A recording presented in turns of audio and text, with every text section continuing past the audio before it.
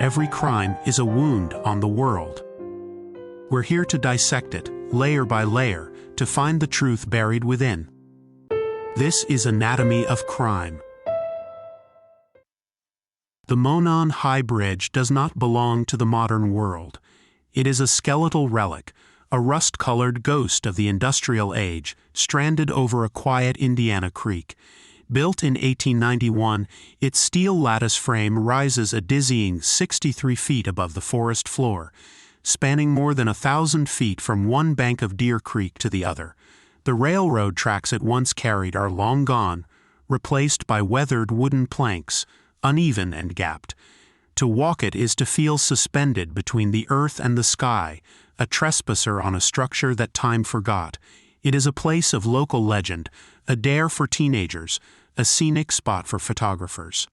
But on February 13, 2017, this forgotten bridge became the stage for an act of unforgettable evil, and the focal point of a mystery that would capture and torment a nation. It was a place where two young girls went to find a small adventure on a day off from school, and it was a place where one of them, in an act of astonishing courage and foresight, would transform her smartphone into the single most important witness in her own murder investigation. In her final moments, she recorded the image and the voice of her attacker, creating a digital ghost that would haunt her killer and guide the hunt for justice for more than 5 years. The evidence she captured was cryptic, terrifying, and utterly unique in the annals of criminal investigation.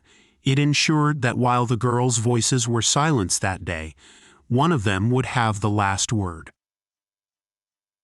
Today, on Anatomy of Crime, we dissect the anatomy of a posthumous witness. We explore the case of Abigail Williams and Liberty German, not just through the lens of the police who hunted their killer, but through the evidence provided by the victim herself. We will trace the path of a single grainy video clip and 3 chilling words down the hill from a forgotten bridge in rural Indiana, through years of frustrating dead ends, all the way to a courtroom and the quiet, unassuming man who thought he had committed the perfect crime, never realizing his accuser was holding a recording device just inches away. To understand the tragedy that unfolded on the Monon High Bridge, you must first understand the bond between Liberty German and Abigail Williams. Libby, as she was known to everyone, was 14 years old. She was vibrant, artistic, and athletic, a player on the softball team with a creative spirit. She loved photography and drawing, filling sketchbooks with her work. She was confident and outgoing, the kind of friend who could draw the quieter kids out of their shells. Abby, 13, was one of those kids. She was gentler, more reserved than Libby, but with a warm heart and a fierce loyalty to her friends. She played the saxophone in the school band and shared Libby's love for the outdoors. They were, by all accounts, inseparable. Their friendship was the steady, comforting anchor of their young teenage lives, a partnership built on shared secrets, inside jokes, and the simple joy of spending time together. Monday, February 13, 2017, was a scheduled day off for the Delphi Community School Corporation. It was an unseasonably warm winter day in Indiana, with temperatures creeping into the 40s, a welcome reprieve from the typical Midwestern freeze. For Libby and Abby, it was a perfect opportunity for an adventure. They decided on a hike, choosing the Delphi Historic Trails, a network of paths that included the iconic Monon High Bridge. It was a familiar place, a local landmark they had likely visited before. They weren't seeking danger. They were seeking a bit of freedom and a scenic backdrop for photos. The day began like any other. Libby's older sister, Kelsey German, drove the girls to the trail system, dropping them off near the Freedom Bridge at the eastern end of the trail network around 1:30 in the afternoon. The plan was simple and safe. They would hike for a couple of hours, and Libby's father, Derek, would pick them up at 3:15. Before Kelsey drove away, She took one last look at her sister and her best friend, two girls bundled in sweatshirts and jeans, laughing as they headed toward the woods, their whole lives stretching out before them. Libby posted a final picture of Abby to her Snapchat account at 2:07 p.m. It showed Abby walking alone on the massive skeletal bridge, her small frame silhouetted against the winter sky. It was the last image the world would see of either girl alive. 3:15 came and went. Derek German arrived at the designated pickup spot, but the girls weren't there. He waited. Maybe they had lost track of time, caught up in conversation, or exploring a side path. He called their phones. Both calls went straight to voicemail. A knot of unease began to tighten in his stomach. He walked a portion of the trail himself, calling their names into the quiet woods. There was no response. By 4:30, the unease had blossomed into full-blown panic. He called the rest of the family. Libby's grandparents arrived to help search. They found the girls' drop-off spot, but nothing else. At 5:30, with the sun beginning to set and the temperature dropping, the family made the call they had been dreading. They dialed 911 and reported Abigail Williams and Liberty German missing. The response from the small community of Delphi was immediate and overwhelming. As word spread, a search party began to form. A desperate mix of trained first responders and ordinary citizens, friends, neighbors, and strangers, all driven by a singular urgent purpose. The Carroll County Sheriff's Department, the Delphi Police Department, and the Indiana Department of Natural Resources coordinated the official effort.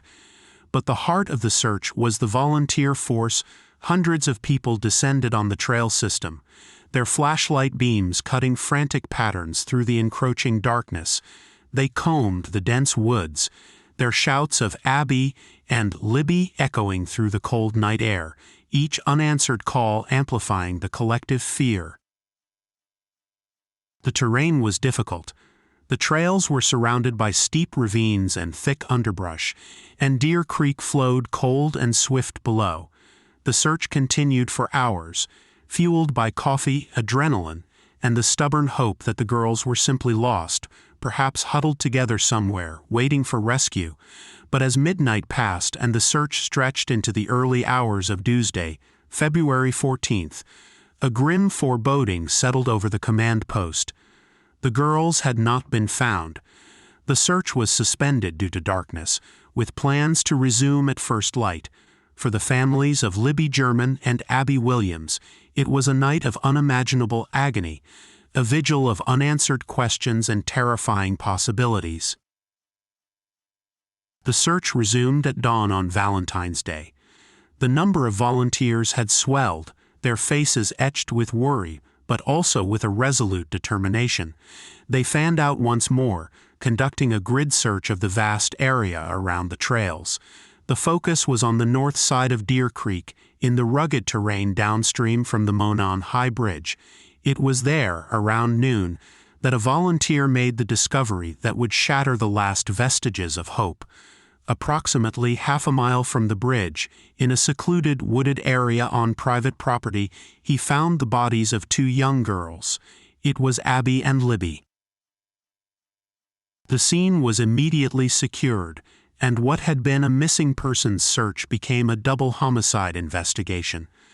The news rippled through the search party and the town of Delphi with devastating force. A community that had united in hope was now plunged into a state of shared grief and shock. These were not anonymous victims. They were their community's children. They were the girls you saw at the grocery store, at school sporting events, at the local pizza place. The crime felt deeply personal, an unthinkable violation of the town's sense of safety and innocence. How could something so brutal happen here, in a place where everyone knew everyone?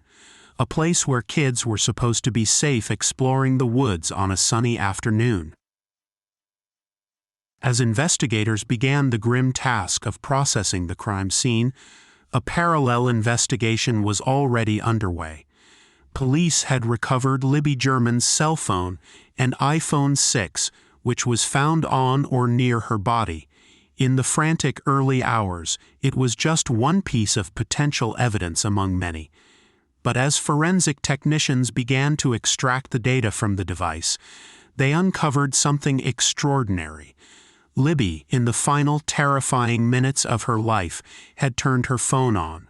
She had activated the video camera. She had recorded her killer. The discovery was a bombshell. Buried on the phone was a 43-second-long video clip.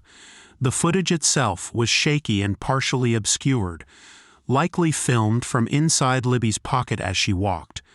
But it captured something of immense value: the image of a man walking behind them on the bridge. He was a white male, dressed in blue jeans, a blue jacket, and a brown hoodie or cap. His hands were shoved in his pockets, and his head was down as he followed the girls, steadily closing the distance between them. The video ended, but the audio continued for a few moments longer. And on that audio, Libby's phone captured the man's voice. It was a low, commanding, and chillingly calm voice. He is heard saying the word, "guys," followed by a short, muffled phrase, and then, with terrifying clarity, 2 more words, "down the hill." This was a pivot point in the investigation unlike any other. Libby German had become the star witness to her own murder. In an act of incredible presence of mind, amidst unimaginable terror, a 14-year-old girl had the composure to create a permanent record of her attacker. She had given the police his image, his gait, and his voice. It felt like a message from beyond the grave, a final act of defiance that promised justice. Investigators were certain that with such direct evidence, an arrest would be swift. The killer's face and voice were now in their hands. They just needed someone to recognize him. On February 15th, just one day after the girls' bodies were found, the Indiana State Police released the first piece of this incredible evidence: a single grainy still frame from Libby's video. It showed the man on the bridge, his face partially obscured but his clothing and build clearly visible. They asked the public a simple question: "Do you know this man?" The image went viral instantly, plastered across news channels, websites, and social media feeds around the country. A dedicated tip line was established, and it was immediately inundated with calls. The entire country, it seemed, was now looking for the man on the bridge. A week later, on February 22nd, police released the audio. It was a short 3-second clip. In it, the man's low, raspy voice is heard saying what police at the time transcribed as "down the hill." The effect was electric and profoundly disturbing. To hear the actual voice of the killer, uttering the command that likely preceded the girls' deaths, transformed the case from a tragic news story into something deeply personal and terrifying for millions of people. It was the sound of pure menace, and it became an auditory signature for the crime, an unforgettable fragment of horror that would be played over and over again. The combination of the image and the audio created a firestorm of public interest. Everyone with an internet connection became an amateur detective. Online forums and Facebook groups dedicated to the case exploded, with users dissecting the grainy photo, endlessly analyzing the 3-word audio clip, and proposing countless theories. The tips surged, eventually numbering in the tens of thousands. The police had successfully deputized the entire country in their search for the killer. They had the man's picture and his voice. It seemed impossible that he could remain anonymous for long. But as days turned into weeks and weeks into months, the unthinkable began to happen. Despite the unprecedented evidence and the global spotlight, the man on the bridge remained a ghost. The investigation into the murders of Abby and Libby became one of the most intensive in Indiana's history. A multi-agency task force was formed, led by the Indiana State Police and the Carroll County Sheriff's Department, with assistance from the FBI. They were flooded with information, but the sheer volume of tips became a double-edged sword. For every potentially useful lead, there were 100 false starts, mistaken identities, and well-intentioned but ultimately incorrect guesses. Investigators had to painstakingly vet every single tip, a Herculean task that consumed thousands of man-hours. They were searching for a needle in a haystack the size of a continent. In July 2017, 5 months after the murders, the task force released a crucial new piece of information: a composite sketch of the man they believed was the killer. The sketch depicted a man with a stern expression, a prominent nose, and goateed facial hair, appearing to be in his 40s or 50s. It was created with the help of a witness who had seen a man matching that description near the trail system on the day of the murders. The sketch was disseminated widely, and investigators expressed confidence that it represented the primary suspect. For nearly 2 years, this face, the face of Sketch Guy as he became known online, was the public face of the Delphi killer. The public compared it to countless individuals, leading to more tips, more interviews, and more dead ends. The case grew colder. Anniversaries came and went, marked by solemn vigils in Delphi and renewed pleas from the families for information. The community remained on edge, living with the knowledge that a brutal killer was still among them. The families of Abby and Libby displayed remarkable strength, becoming public advocates for the case, ensuring their daughters' memories were not forgotten and keeping the pressure on law enforcement. Yet, despite their efforts and the tireless work of the investigators, the case stalled. The ghost on the bridge remained elusive, and a deep frustration began to set in. Then, in April of 2019, more than 2 years after the murders, Indiana State Police Superintendent Doug Carter held a press conference that completely upended the public's understanding of the case. He stood before the cameras not just as a police official, but as a man clearly burdened by the weight of the investigation. His message was not a standard update. It was a direct, chilling address to the killer himself. "We believe you are hiding in plain sight," Carter said, his voice thick with emotion. "For more than 2 years, you never thought we would shift gears to a new investigative strategy, but we have." He then revealed a series of stunning updates. First, he released a new second sketch of the suspect. This sketch was radically different from the first one. It depicted a man who appeared much younger, with a cleanse-haven, almost boyish face. Carter announced that this new sketch was now the primary person of interest, and the old goateed sketch was secondary. The abrupt shift caused widespread confusion. How could the suspect look so different? Were police looking for 2 different people? Carter offered little clarification, deepening the mystery. He also released a slightly longer and clearer version of the audio recording.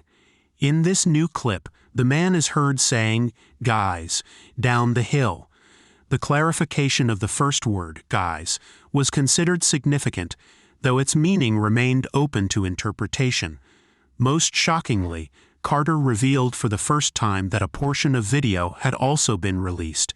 He played a small snippet of the video from Libby's phone, showing the man walking on the bridge.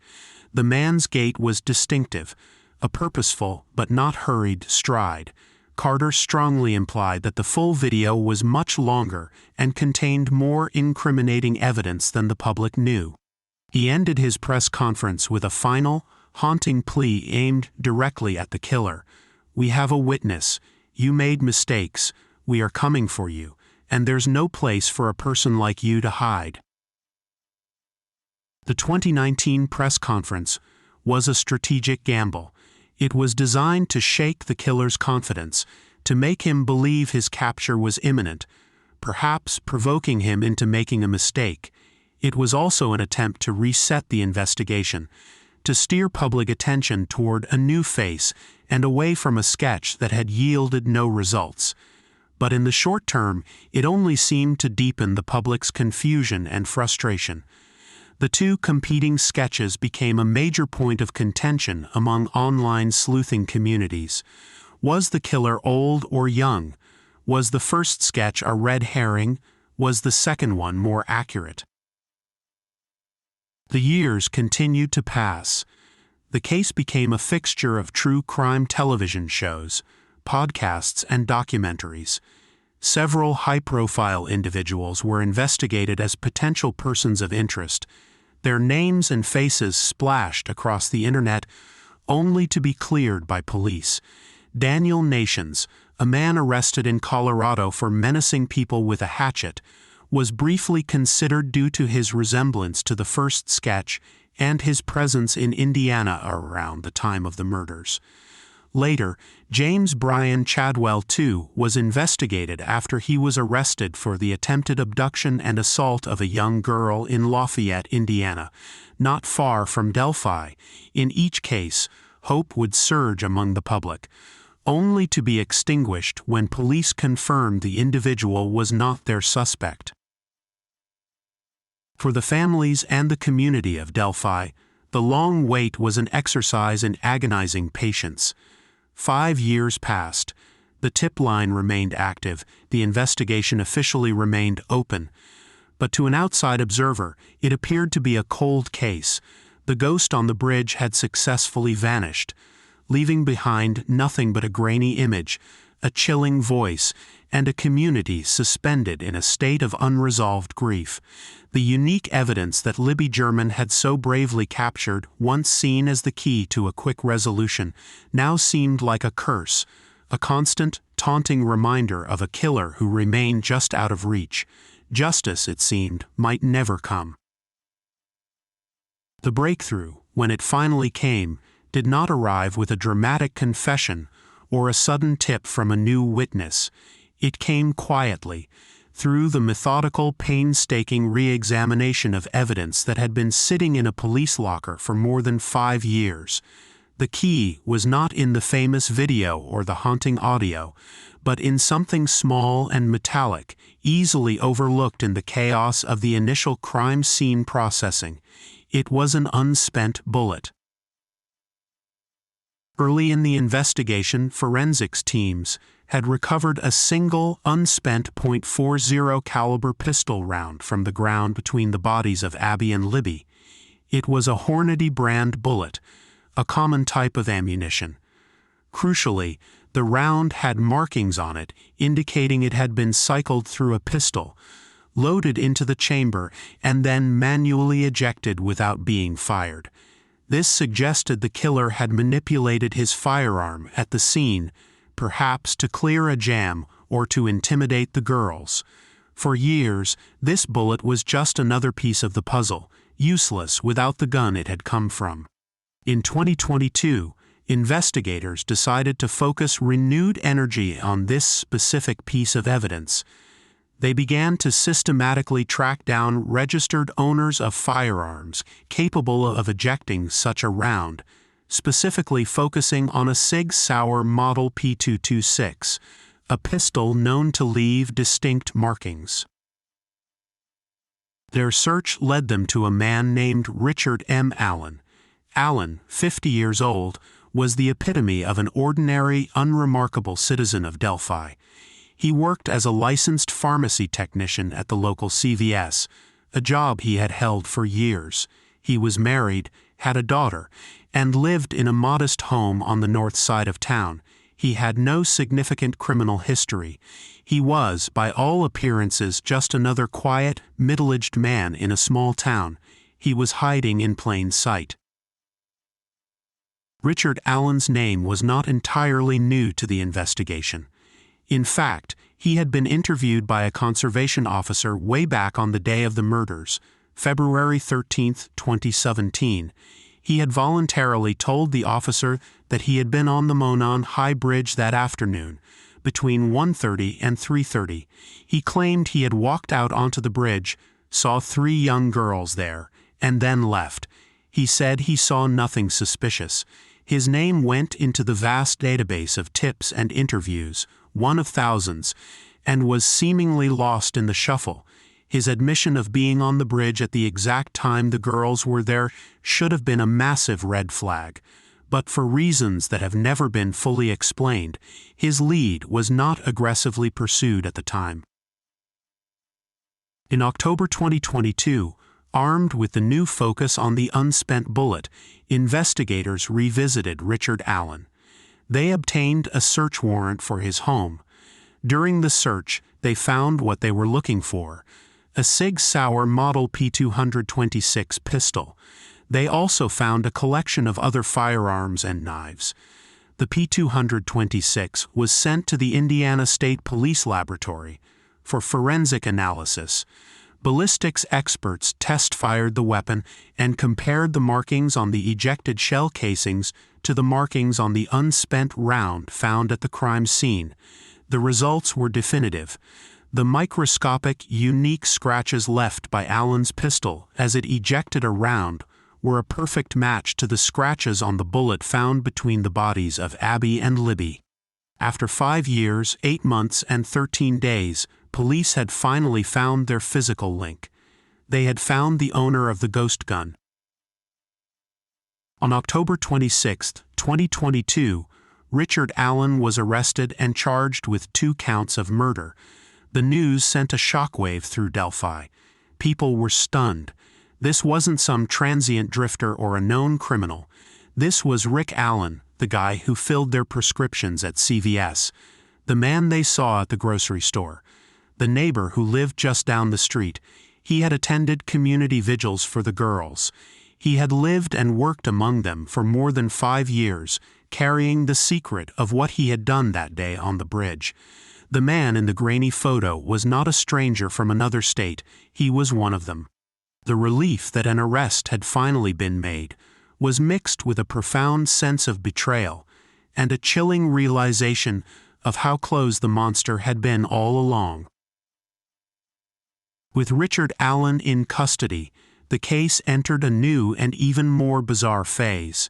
He was held without bond, but in an unusual move, he was transferred from the local county jail to a maximum security state prison. The official reason given was for his own safekeeping, but the conditions of his confinement would become a central issue in the case. He was held in what his lawyers described as extreme solitary confinement, isolated in a small cell for over 23 hours a day. It was during this pretrial incarceration that the prosecution's case grew exponentially stronger.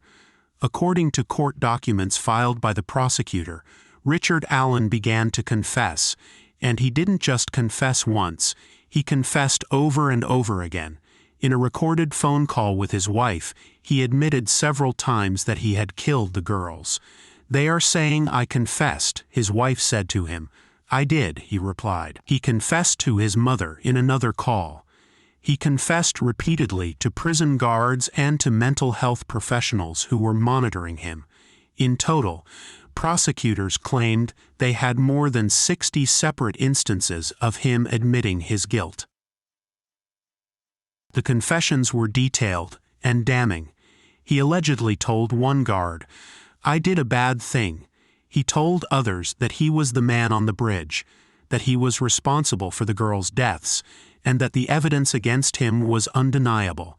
He reportedly told a mental health counselor that he had committed the murders and that he was relieved he had finally been caught. To prosecutors, this was an airtight case. They had the forensic link with the bullet. They had his admission of being on the bridge that day, and now they had a mountain of his own self-incriminating statements. But Allen's defense attorneys painted a very different picture. They argued that their client's mental and physical health had catastrophically deteriorated under the draconian conditions of his imprisonment. They claimed he had lost over 40 pounds, was suffering from severe psychological distress, and was being treated like a prisoner of war. The confessions, they argued, were not the product of a guilty conscience, but of a psychotic break induced by his brutal solitary confinement. They claimed he was delusional, suicidal, and saying whatever he thought his captors wanted to hear. They were, in the defense's view, the ravings of a broken man, not the admissions of a calculating killer. The legal battle intensified as the defense team unveiled a shocking and complex alternative theory of the crime.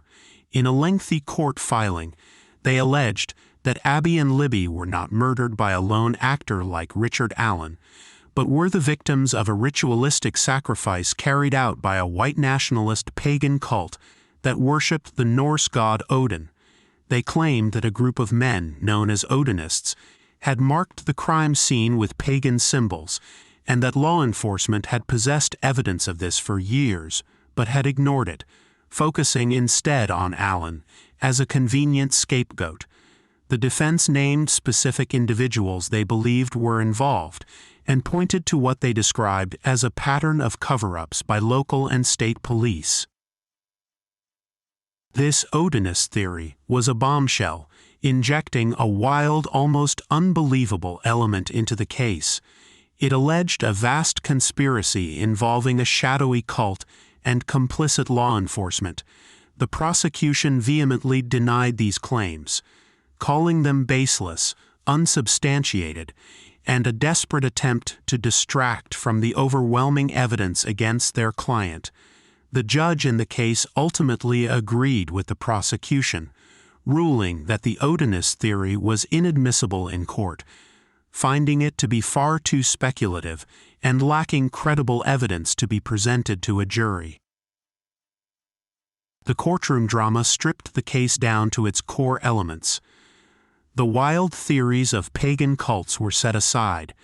The defense was left to argue that the state's entire case rested on a single bullet and the coerced confessions of a mentally ill man.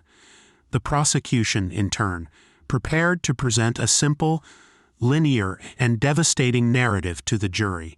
They would argue that Richard Allen, a seemingly ordinary man, walked out onto the Monon High Bridge on February 13, 2017.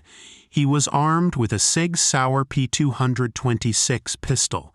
He encountered two young girls, and using the authority in his voice, ordered them down the hill to a secluded spot where he murdered them.